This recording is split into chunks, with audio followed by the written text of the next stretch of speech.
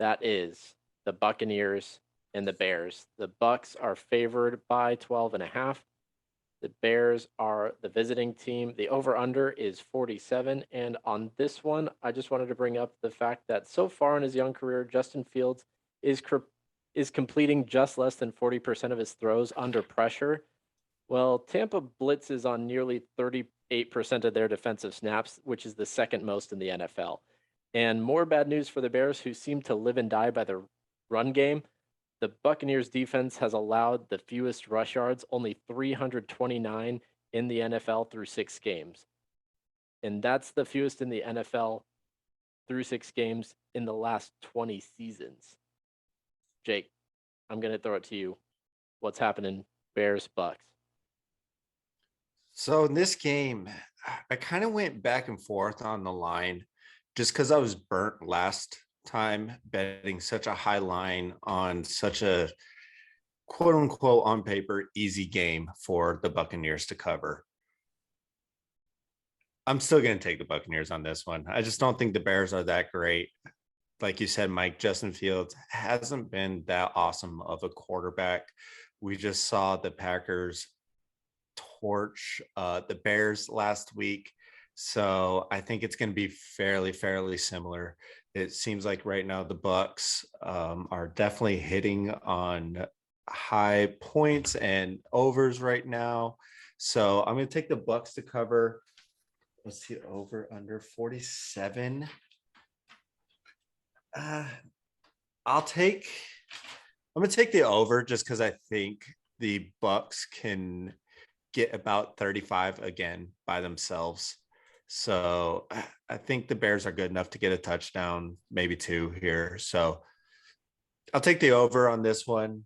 Very reluctant on the over under on this one, but I'll take the over. Take the Bucks to cover. I just think they're way too good for the Bears in this game. Tyler, how are you feeling on this one? So I'm gonna stick with the over, like you mentioned. I think Tampa finds ways to score 25, 30 points every week. They just always do. I think you can rely on that. And the only thing you can rely on more is just how banged up Tampa secondary is. I know Justin Fields, listen, I am been the number one Justin Fields is not going to do this, not going to do that. But the one thing that I think we can say about the Bears is they have a nice pair of receivers. Allen Robinson has not got it going this year.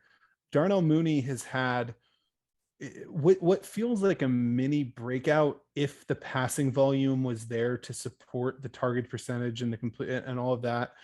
If we were looking at a normal passing volume, I think Darnell Mooney would be having a monster breakout. I believe in his talent. I believed in his talent last year and coming into this year. And like I said, I think Allen Robinson's a fantastic receiver. I can't wait. I've been on the free Allen Robinson train, and I think he'll finally get out after this year, which is something I've been looking forward to. But I'm gonna take the Bears to cover because I think Tampa's secondary is just bad enough that Tampa can take a 14 to 20 point lead into the fourth quarter and try to run the ball out. Bears defense is still okay. The Bears can get a couple stops. I think Justin Fields can get a backdoor touchdown. I just think 12.5 is too high. I think this line should be more like 9.5, 8.5. If it was to go down to 8.5, 9.5, I would take Tampa to cover that all day long. But 12.5 just feels like that sneaky spot where, like I said, maybe the Bucks are in the fourth quarter and they're up 17, 18 points and the Bears get a TD and Tampa just runs the clock. So that's where I see this one going.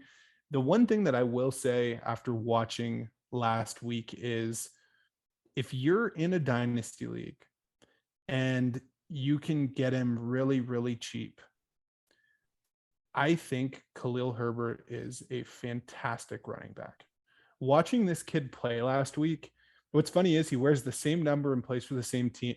He reminds me so much of Jordan Howard.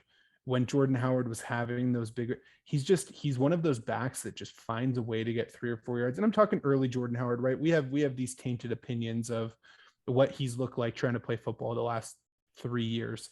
But during his rookie contract, he looked fantastic.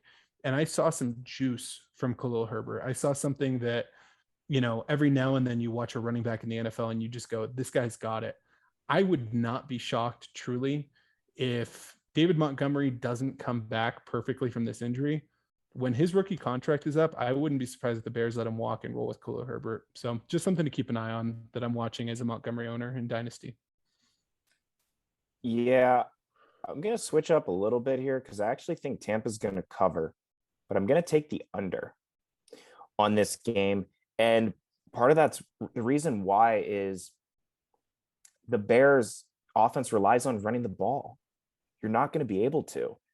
And I don't trust Justin Fields to step back and actually just pass.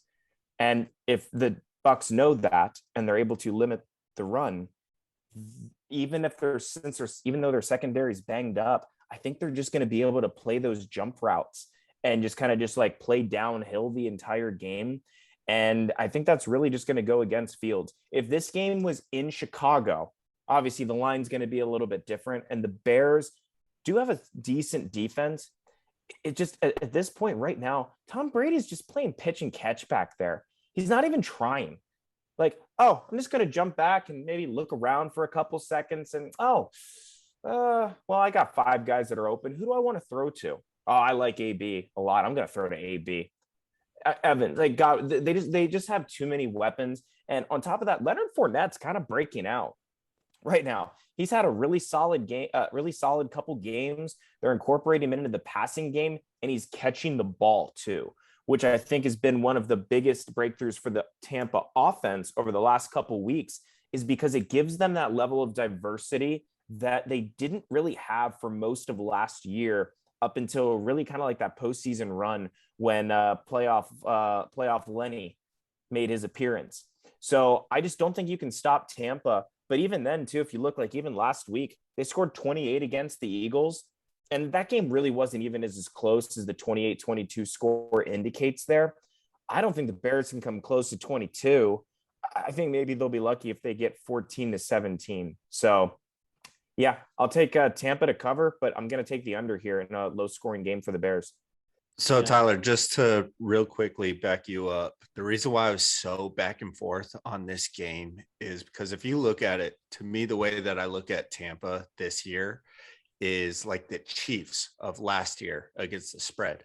Everybody thought that the Chiefs were going to blow every team out and it's going to be this kind of dog walking type game, and they get these big lines. Well, if you look at it so far this year, Tampa's only 2-4 against the spread.